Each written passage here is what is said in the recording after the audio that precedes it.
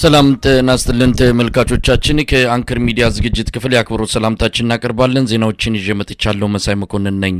በጣም አመሰግናለሁ አርበኛ አስረስ ማረዳምጤ። እንደው በቀጥታ ወደ ጎንደር ላመራ ነው። ጎንደር ላይ ያለውን ተጋድሎ በተመለከተ ነው። ምንድነው ጎንደር ያለው አጠቃላይ እንቅስቃሴው? የሚባሉ ብዙ ነገሮች አሉ። መከላከያው ለቆወጣ ወይስ የፋኖ ኃይሎች የአብይ አህመድ ጦርን እየመታ ከተሞችን ተቆጣጠረ? ብዙ ነገሮች እየሰማን ያለ ነው። እስቲ ጠቅለል ባለ መልኩ ጎንደር ምንድነው ያለው? አመሰግናለሁ መሳይ።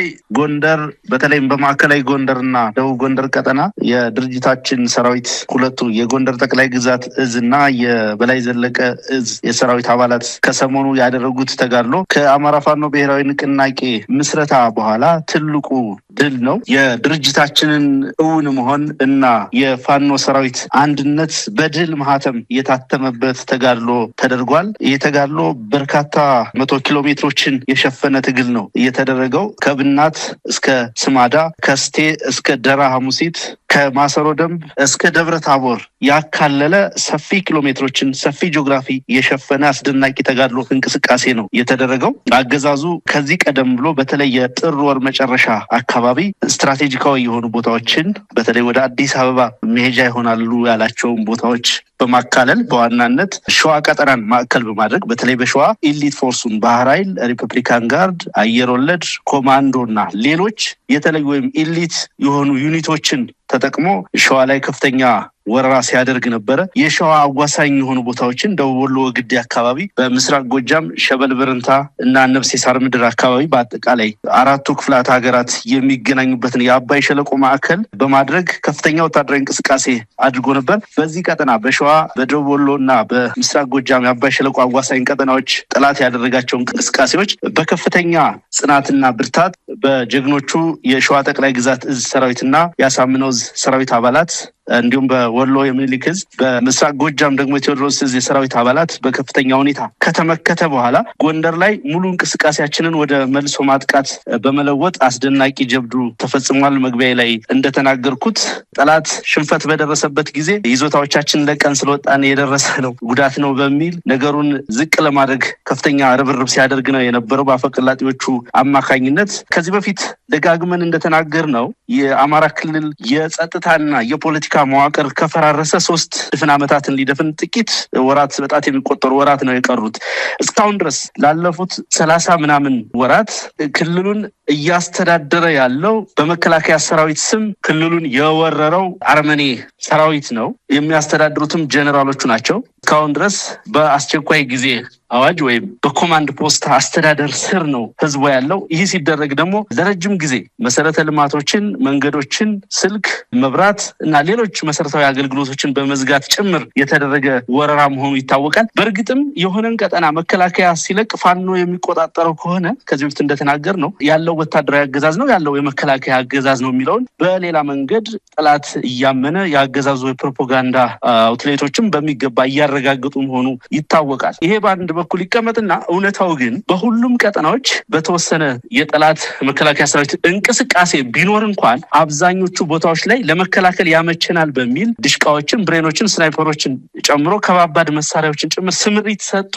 ወረዳዎችንና የወረዳ ከተሞችን ለመጠበቅ ከፍተኛ ጥረት እያደረገ ባለበት ሁኔታ ነው። በጣም ውጤታማ በሆነ ወታደራዊ ጥበብ አማካኝነት እነኚህ በጠቀስኳቸው ወረዳዎች 20 አካባቢ በሚጠጉ ወረዳዎች የድርጅታችን ሰራዊት የወረዳ ዋና ከተሞችን በመቆጣጠር በርካታ ሚሊሻ፣ አድማ ብተናና የመከላከያ አባላትን በመማረክ የሚፈልጋቸውን ወታደራዊ ኢላማዎች ላይ ብቻ ያነጣጠረ በጠላት ላይ ብቻ ያነጣጠረ ጥቃት በማድረስ የደቡብ ጎንደር ዞን ዋና ከተማ ደብረ ታቦርን ጨምሮ በብዙ ቦታዎች ላይ በብዙ ጠንካራ የጠላት ይዞታዎች ላይ አስፈላጊውን ወታደራዊ ኦፕሬሽን ተጋድሎ ተደርጓል። ይሄ እንዳነሳውልህ ከድርጅታችን ምስረታ በኋላ ትልቁ ወታደራዊ ድል የተገኘበት በመሆኑ በትክክል በመስዋዕትነት እና በድል የታጀበ እንዲሆን አንድነታችንም እውን መሆኑን በቀጠናው ይንቀሳቀሱ የነበሩ የሁለቱ የቀድሞ ድርጅቶቻችን ሁለቱ እዞች ሰራዊት ያለምንም ኮሽታ በአንድነት መስዋዕትነት በመክፈል በጀግንነት ደማቅ ታሪክ የጻፉበት ተጋድሎ ነው የተደረገው። ይሄ አገዛዙን በእጅጉ ያስደነገጠ ያርበደበደ አጠቃላይ ወታደራዊ ስምሪቱን እንዲከልስ መልሶ ደጋግሞ እንዲያስብ ያስቻለ ነው። ላለፉት 2-3 ወራት በተደጋጋሚ የሰራቸውን የፕሮፓጋንዳ ስራዎች እንደ ጨው ያሟሟ እንደ ጉም ያተነነ ወታደራዊ ድል ነው የተገኘው። የድርጅቱ ከፍተኛ አመራር በእጅጉ የሚኮራበት የአማራ ህዝብም በእጅጉ የሚኮራበት ተጋድሎ ነው በአጠቃላይ ጎንደር ላይ የተደረገው። አርበኛ አስረስ እንግዲህ ጎንደር ላይ ያለውን አጠቃላይ ሁኔታ ምናልባት በርካታ ወረዳዎች በቁጥጥር ስር ሆነው መዋቅር ሁሉ የመዘርጋት እንቅስቃሴዎች እየተደረጉ ነው ያሉት። የዞኑ ዋና ከተማ የሆነው ደብረታቦርን በተመለከተም የተለያዩ መረጃዎች ይወጣሉ። ቁልፍ የሆኑ ቦታዎችን ፋኖች ተቆጣጥረው እንዳለም የሚነገርበት ሁኔታ ነው ያለው። የክልሉ የሰላምና ጸጥታ ቢሮ እንደዚሁም የከተማው አስተዳደርም የደብረታቦር ማለት ነው መግለጫዎችን አውጥተዋል። ፋኖች ሰላማዊ ተቋማትን አውድመዋል፣ ትምህርት ቤቶችን ጨምሮ የጤና ተቋማትን እንደዚሁ አጋይተዋል ብለው በፎቶግራፍ የተደገፈ ቅስቀሳም እያደረጉ ነው የሚገኙት። በሌላ በኩል እናንተን መንገድ ጠራጊ ተላላኪ በሚልም የተገለጻችሁበትን መግለጫ ነው ያወጣውና እንደው ከዚህ ጋር በተያያዘ እናንተን ተላላኪ እናንተን የሌሎች ጉዳይ ተሸካሚና አጀንዳ የሌላችሁ አድርጎ የማሳየትም መግለጫ እንደሆነ ነው የተረዳ ነው። እንደው በዚህ ላይ ምን ማለት ይቻላል? የክልሉ አስተዳደር ስሙና ማህተሙ ብቻ የተቀመጠ እንደ ፊኛ አየር ላይ የተንሳፈፈ መሬት ላይ ምንም አይነት መዋቅርና እንቅስቃሴ የሌለው ነው። አጠቃላይ የጦርነቱ ፕሮጀክት የሚነደፈውም የሚተገበረውም የሚመራውም አብይ አህመድ እና አጠገቡ ባሉ ጥቂት እንደሱ መሰል እብድ ግለሰቦች አማካኝነት ነው። እነኚህ በከተማ አስተዳደሩ ስምም ሆነ በክልሉ ጸጥታ መዋቅር ስም መግለጫ የሚያወጡት ሰዎች እየተከናወነ ስላለው ነገር እንደ አብዛኛው ማህበረሰብ ከሂደቱ በኋላ ከውጤቱ በኋላ የሚሰሙ እንጂ አንዳችም አይነት የፕሮጀክቱ የአጀንዳው ወሳኝም ተዋናይም አይደሉም። መሳይ እንዳልከው ከዚህ በፊት ተናግረውት በማያውቁት ሁኔታ በተለይ ከሰሜን ኃይሎች ከኤርትራና ከትግራይ ኃይሎች ጋር የለየለት ጦርነት ውስጥ መሆናቸውን እንግዲህ በራሳቸው አንደበት የመሰከሩበት ሁኔታ ነው። ጦርነት እንግዲህ በአብይ አህመድ ዘመን ቀልድ ሆኗል። መሳይ ጦርነት በጣም ትልቅ ነገር ነው። አንድ ሌላ ሀገር ጋር አይደለም። የውስጥ ጦርነቶች እንኳን በሚደረጉበት ጊዜ ለወጉም ቢሆን የተወካዮች ምክር ቤት ሌሎች በየደረጃው አለ በሀገሪቱ ላይ የመወሰን ትልቅ ስልጣን ያላቸው መዋቅሮች ወስነውት ክርክር ተደርጎበት ጭምር የሚገባበት ጉዳይ እንደሆነ ይታወቃል። በአብይ አህመድ ዘመን ግን ከሌላ ሀገር ጋር ጦርነት ውስጥ ገብተናል የሚለው እንኳን የሚታወጅበት በአንድ የክልል የጸጥታ መዋቅር የፌስቡክ ገጽ መሆኑ በጣም ከፍተኛ ምጸት ነው። በተለይ ኢትዮጵያን ለሚያክል ሀገር ደግሞ በእጅጉ የሚያሳዝን ጉዳይ ነው። ይሄ እንግዲህ በተደጋጋሚ ሲናገሩት የቆዩት ነው። ብዙ ምክንያቶችን መደርደር ይቻላል። ከዚህ በፊትም ደጋግመን ተናግረነዋል። በአንድ በኩል ማመን አይፈልጉም። በፋኖ ተሸንፈናል። ፋኖ በራሱ አቅም፣ በራስ በቅነት፣ በራሱ እንቅስቃሴ፣ በራሱ ልጆች በህዝቡ መሃል በዚህ ልክ ተደራጅቶ ግዙፉን የአብይ አህመድን መከላከያ መክቶ በመልሶ ማጥቃት ይህንን ሁሉ ታሪካዊ ጀብዱ ይፈጽማል የሚለውን ነገር ለህሊናቸው ለማመን ይቸገራሉ፣ ለመቀበል ይቸገራሉ። ስለዚህ ሁልጊዜም ለዚህ መውጫ መንገድ ለዚህ ሶስተኛ ጠላት ፍለጋ ላይ ተሰማርተው ነው የሚኖሩት። በሌላ በኩል ከአብይ አህመድ በፊት የነበሩ መንግስታትም ሲያደርጉ ተቃውሞ ሲገጥማቸው ሲያደርጉት እንደነበረው ሁሉ የውስጥ ተቃውሟቸውን የውስጥ የነጻነት ተጋድሎችን በሶስተኛ ወገኖች ወይ በሌሎች ሀገሮች በታሪካዊ ጠላቶች በሚሏቸው ማሳበብ የተለመደ የአጀንዳ ማስቀየሪያ ጉዳይ ነው። ይሄ ላለፉት ይሄ ጦርነት ከጀመረ ጊዜ ጀምሮ ሲደረግ የነበረ በተደጋጋሚ ሲከወን የነበረ ጉዳይ ነው። አንዴ በባህር በር ስም፣ አንዴ በወደብ ስም፣ ሌላ ጊዜ በሌሎች ብሔራዊ አጀንዳዎች ስም፣ ሌላ ጊዜ በህዳሴ ግድብ ስም በርካታ ሙከራዎችን አድርጓል አብይ አህመድ። ማህበራዊ መሰረታችንን ለማናወጽ እግረ መንገዱንም ደግሞ የያዝነው የትግል አጀንዳ በሌላ መልክ እንዲቀየር ብዙ ጥረቶችን ሲያደርግ ነው የቆየው። የጦርነቱን መልክም ቀጠናዊ ለማድረግ የራሱን ጥረት ሲያደርግ ነው የነበረው። ከዛ ሐሰተኛ ትርክት ግንባታ የመነጨ ነው ይሄ የክልሉ መዋቅር እየገለጸው ያለው ነገር። እውነት ለመናገር በአፍሪካ ቀንድ ውስጥ በዚህ ሰዓት እየተደረጉ ባሉ ፖለቲካዊ እንቅስቃሴዎች ከፋኖና ከአማራ ህዝብ በላይ አጀንዳ የለም። ከዚህ የገዘፈ አጀንዳ የለም። ከዚህ የገዘፈ ጦርነትም የለም። ከዚህ የገዘፈ መስዋዕትነት የሚከፈልበት፣ ከዚህ የገዘፈ ህዝብ ሰራዊት የሚንቀሳቀስበት፣ ከዚህ የበለጠም አገዛዙን ያንቀጠቀጠ ተጋድሎም የለም። ምናልባት ሌሎች የትግል እንቅስቃሴዎች ለፋኖ ተጋድሎ ደጋፊ ሊሆኑ የሚችሉበት ነባራዊ ሁኔታ እንጂ የፋኖ ትግልና እንቅስቃሴ በሌሎች ኃይሎች ሊወሰድም ሊጠለፍም ሁለተኛ ሊሆንም ጁኒየር ሊሆንም የሚችልበት ነባራዊ ሁኔታ ፈጽሞ የለም። ጥቂት የማይባሉ የአማራ ኤሊት ራስ በቅነትን የማይረዱ ራሳቸውን ዝቅ አድርገው የሚያዩ ለዘመናት ለበርካታ አስርት ዓመታት የነበረው በአዴናዊና የሁለተኛነት የአጀንዳ ተገዥነት አስተሳሰብ ተጠቂ የሆኑ ኢቭን ከጠላት አሰላለፍ ውጭም ያሉ ይሄንን ጉዳይ በጥርጣሬ ሲያዩ እመለከታለሁ። እውነት መስሏቸውም ትርክቱንም ሲጋሩ ትታዘባለሁ አልፎ አልፎ። ይሄ የትግሉን ባህሪ ካለመረዳት ነው። አብይ አህመድን ማንኮታኮት የጀመርነው የመጀመሪያዎቹን ዙ-23 ሞርተር ድሽቃዎች፣ ብሬኖችና ሌሎች የቡድን መሳሪያዎችና ተተኳሾችን ኢቭን ኮሎኔሎችን ጭምር መማረክ የጀመርነው በ2015 ሐምሌ ጦርነቱን በለኮሰ የመጀመሪያዎቹ 2 ሳምንታት ውስጥ ነው። ያንን ጀብዱ የፈጸመ የፋኖ ሰራዊት ላለፉት 30 ምናምን ወራት ያገኘውን የካበተ የውጊያ ልምድ፣ የካበተ የአመራር ሰጭነት ልምድ፣ የካበተ የፖለቲካ ተሞክሮ በዛው ደግሞ አንድ ወጥ ድርጅት መስርቶ የሌሎችን አጀንዳ ሊቀበል የሚችልበት ነባራዊ ሁኔታ የለም። አገዛዙን ማሸነፍ እንደሚቻል ክፍለ ጦሮችን በመደምሰስ ሬጅመንቶችን በመደምሰስ ሰራዊቱን እንደ ከብት ማርኮ በመንዳት የማረክነውን ሰራዊትም ወደ ቤተሰቡ በመሸኘት ለቀይ መስቀል በማስረከብ በ2-3 ቀናት ኦፕሬሽን ከ20-25 በላይ ወረዳዎችን ነፃ በማድረግ በአጠቃላይ የቱርክ፣ የአዘርባይጃን፣ የቻይና የሌሎች ሀገር ድሮኖችና ከባድ መሳሪያዎች እየተሞከረበት ያለውን የአማራ ህዝብ የተከፈተበትን ጥቃትና ወረራ በመመከት በተጨባጭ መሬት ላይ ላለፉት 2 ዓመት ከግማሽ በላይ የፈጸምነው ጀብዱ መሆኑ ይታወቃል። በእነኚህ ሁሉ ወታደራዊ ደማቅ ድሎቻችን ውስጥ አንዳችም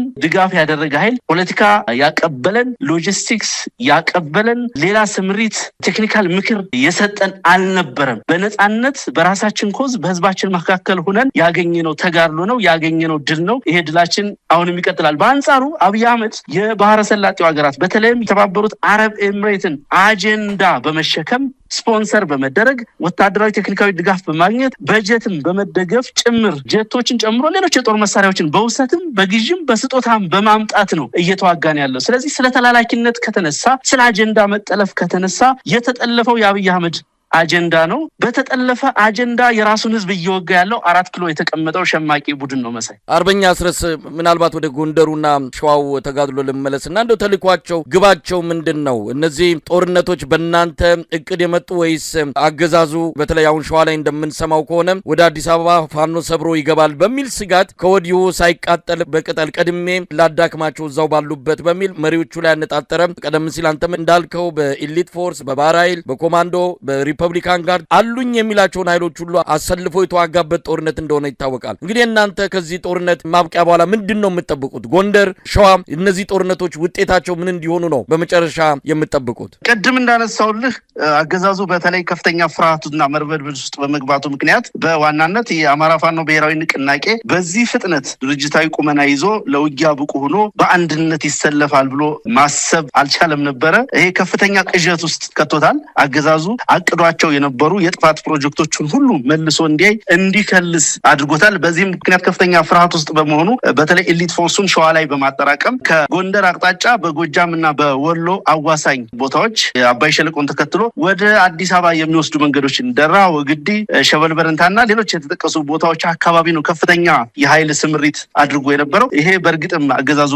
ፍርሃት ውስጥ መሆኑን በሚገባ የሚያመላክት ነው። በሌላ በኩል ራሱ በፈጠረው የጦርነት ትርክት ከሌሎች የቀጠናው ኃይሎች ጋር የለየለት ጦርነት ውስጥ እገባለሁ የሚል አንዳንዴ በተዘዋዋሪ አንዳንዴም በይፋ እየተነገረ ያለ በመሆኑ የቀጠናው ኃይሎች ትብብር አድርገው ሙሉ በሙሉ ያስወግዱኛል የሚል ፍርሃት ውስጥ በመሆኑ ያደረጋቸው ናቸው የሰሞኖቹ ተጋድሎች። ይሄ ተጋድሎ በእኛ በኩል ተጠናክሮ ነው የሚቀጥለው። በአዲስ እቅድ፣ በአዲስ አወቃቀር፣ በራሳችን የዘመቻ ፕላን ለአንዴና ለመጨረሻ ጊዜ አገዛዙን ለማስወገድ የሚደረጉ ወታደራዊ እንቅስቃሴዎች ይኖራሉ። ስለዚህ የተለየ ተጋድሎ በአዲስ የአንድነት መንፈስ የተሻለ ውጤት፣ የተሻሉ ስትራቴጂካዊ ድሎች አንድ ቦታ፣ 2 ቦታ፣ 3 ቦታ ሳይሆን በተቀናጀና በተደራጀ መንገድ ለመጨረሻው ድል የሚያበቁ ተጋድሎች መደረጋቸው ይቀጥላሉ። አርበኛ አስረስ ሰሞኑን የአማራ ፋኖ ብሔራዊ ንቅናቄ የምህረት አዋጅን በተመለከተ ይፋ ያደረገው ነገር አለ። በተለያዩ አውደ ውጊያዎች የሚማረኩ እጅ የሚሰጡ የሚሊሻና የአድማ በታኝ አባላት በትክክል የተነገራቸው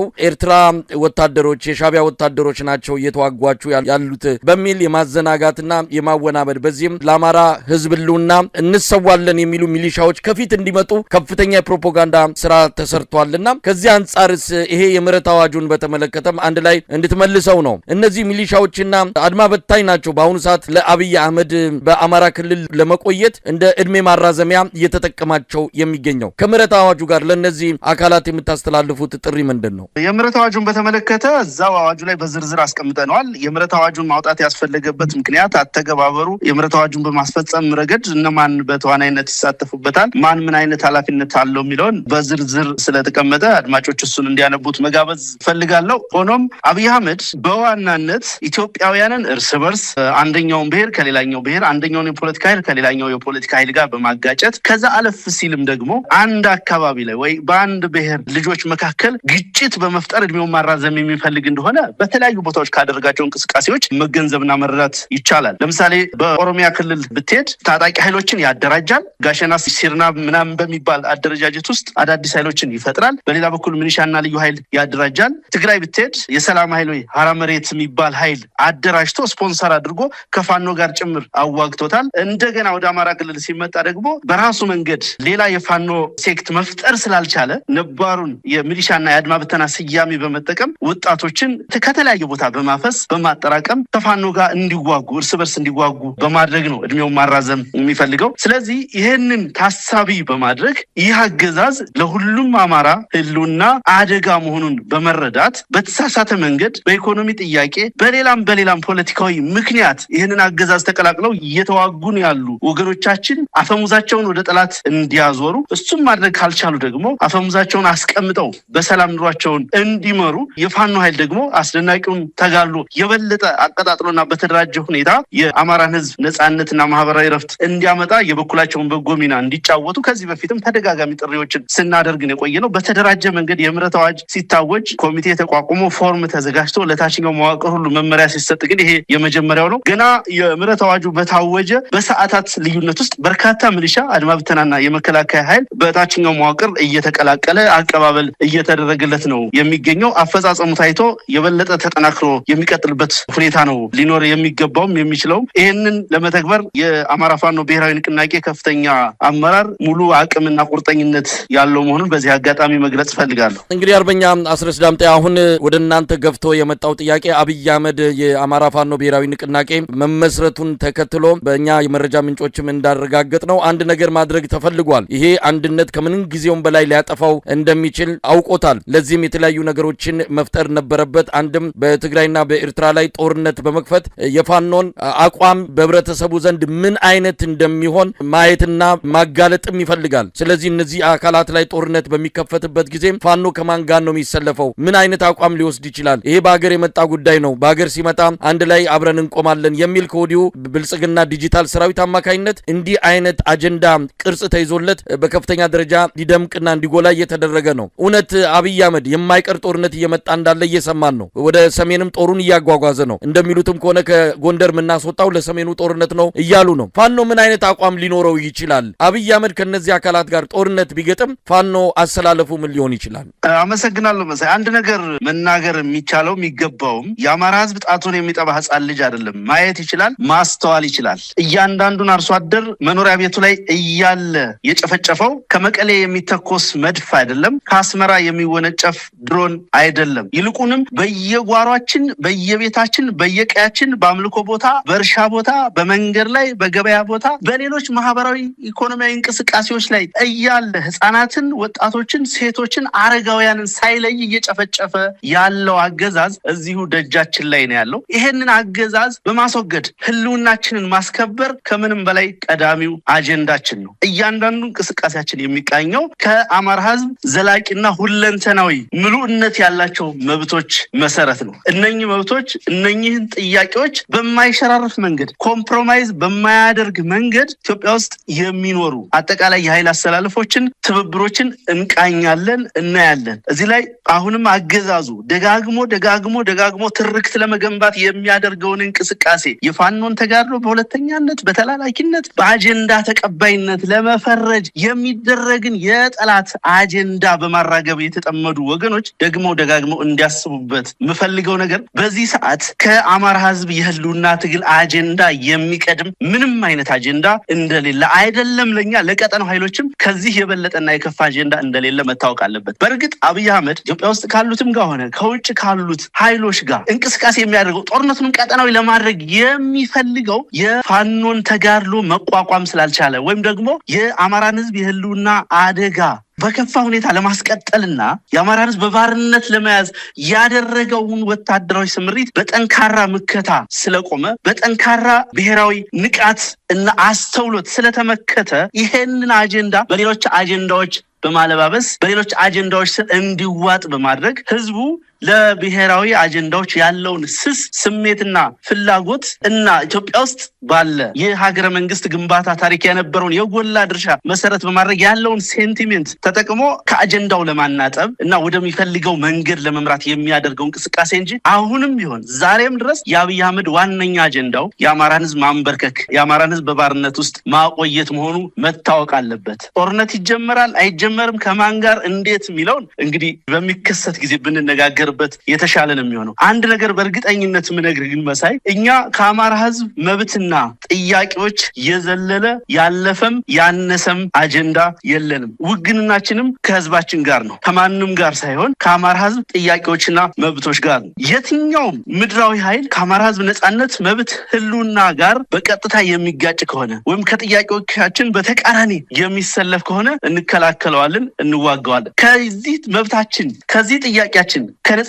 ጥያቄያችን ከህልውና ጥያቄያችን በተቃራኒ የማይሰለፉ ኃይሎች ጋር የምንዋጋ ደግሞ መርሰነሪዎች ቅጥረኛ ነፍሰ ገዳዮችም አይደለንም። ጦርነት ናፍቆንም አይደለም። ህልመኛ ወጣቶችን በየቀኑ እየገበርን ያለ ነው። በየቀኑ ከፍተኛ መስዋዕትነት እየከፈልን ያለ ነው። ሰላምን ፍለጋ ነው። ለህዝባችን ማህበራዊ ረፍትን ፍለጋ ነው። ስለዚህ በእነኚህ መመዘኛዎች መሰረት እያንዳንዱ እንቅስቃሴያችን ይሰላል ማለት ነው። እንግዲህ አርበኛ አስረስ ማረ ዳምጤ ስለ አዲሱ ድርጅታችሁ ወይም ንቅናቄያችሁ የአማራ ፋኖ ብሔራዊ ንቅናቄ የተወሰነ መረጃ ካለ ነው። ንቅናቄው ተመስርቷል። በዚህ አጭር ጊዜ ውስጥ ከፍተኛ የሆነ ንቅናቄ በተለይ በህዝቡ ውስጥ የሰጠው ተስፋ ቀላል የሚባል አይደለም። ይሄ አንድነት በብዙዎች ልብ ውስጥ ተስፋን የፈነጠቀ በአማራ ህዝብ ብቻ ሳይሆን በቀረው የኢትዮጵያ ህዝብም አንድ ሆናችሁ መምጣታችሁ የፈጠረው መነቃቃት እንዲሁ በቃላትም የሚገለጽ አይደለም። ምን እያደረጋችሁ ነው? ያው ድርጅታዊ ማዋቀር ቀላል እንዳልሆነ ይገባናል። አገዛዙን በድንጋጤ ውስጥ ሆኖ እናንተን ቶሎ ጎትቶ ወደ ጦርነት ውስጥ ለማስገባት ከፍተኛ ጥረት እያደረገን ያለው እናንተ የማደራጀት ፖለቲካዊና ወታደራዊ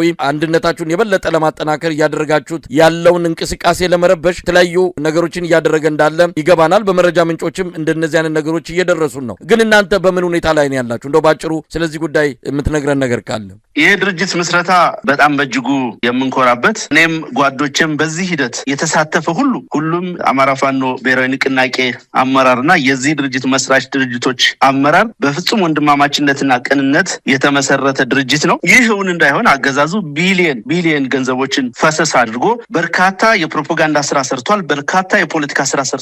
በርካታ ወታደራዊ ስራ ሰርቷል። የአካል ስብሰባ እንኳን ለማድረግ በጣም በሚያስቸግር ሁኔታ በርካታ አካባቢዎች ጓዶች ከተከታታይ የድሮን ጥቃቶች በተአምር ተርፈዋል። ስለዚህ ይሄ ሁሉ ነገር ዋጋ ተከፍሎበት ብዙ መንገድ ተራምደንበት የመጣ ድርጅት ነው። በእኔ እይታ ላለፉት በርካታ ዓመታት ወደ 50 ለሚጠጋ ዓመታት የአማራ ህዝብ በዚህ ልክ የገዘፈ ይህንን የሚያክል የህዝብ ድጋፍ ያለው ይህንን የሚያክል የታጠቀ ኃይል ያለው ይህንን የሚያክል አባል ያለው ይህንን የሚያክል ትልቅ አጀንዳ የተሸከመ አንድ ወጥ ድርጅት መስርቶ አያውቅም። ስለዚህ ህዝቡም ሰራዊቱም እንዳይልብኔሉ የሚጠብቀው ድርጅት ነው። እንዳነሳው እያንዳንዱ ነገር በአንድ ጀንበር የሚጠናቀቅ አይደለም። የድርጅቱ የላይኛው መዋቅር በይፋ ለህዝብ ተገልጧል። ሌሎች በየቀጠናው ያሉ በየእዝ ያሉ መዋቅሮች ይቀጥላሉ። እነሱን ለማሳካት ከፍተኛ አመራሩ 24 ሰዓት እየሰራ ነው የሚገኘው። አንዳንድ በፍጥነት ያልተከናወኑ ነገሮች ሊኖሩ ይችላሉ። ሰራዊቱም ህዝቡም የሚጠብቃቸው እሱ በስንፍና ወይም በልግመት የመጣ ሳይሆን አንዳንድ ቦታዎች ላይ የቆዩ ችግሮችንም ጭምር በጣም በሚያርም መንገድ በችኮላ ሳይሆን በተሰላና በሰከነ መንገድ መሬት የያዘ ተቋም እንዲሆን ጥረቶች እየተደረጉ ነው ያሉት። በአጠቃላይ በድርጅቱ አመራር መካከል ያለው ጓዳዊ ቅርርብ፣ ወንድማማችነት እና አሰላለፍ በእጅጉ የሚያኮራ በእጅጉ ተስፋ የሚሰጥ በእርግጥም ትግሉን ማሸነፍ እንደምንችል በእርግጥም ትውልዱ በራስ በቅነት በራሱ አቅም በራሱ ተነሳሽነት ትግልን መጀመርም መምራትም ማሳካትም የሚችል መሆኑን በተግባር የተረጋገጠበት ክንውን ነው። እስካሁን እየተከናወኑ ያሉ ሂደቶች በየጊዜው ስብሰባዎች ይደረጋሉ፣ በየጊዜው ውይይቶች ይደረጋሉ፣ ውሳኔዎች ይተላለፋሉ። እያንዳንዱ ፖለቲካዊ ወታደራዊ እንቅስቃሴዎች ውሳኔና ብይን ይሰጥባቸዋል። አመራሩ በፍጹም ወንድማማችነት ተቀራርቦ በመስራት ላይ ነው የሚገኘው። ቀሪ የድርጅቱ መዋቅር ለማዋቀር እንዳልኩ 24/7 በመትጋት ላይ ነው የምንገኘው።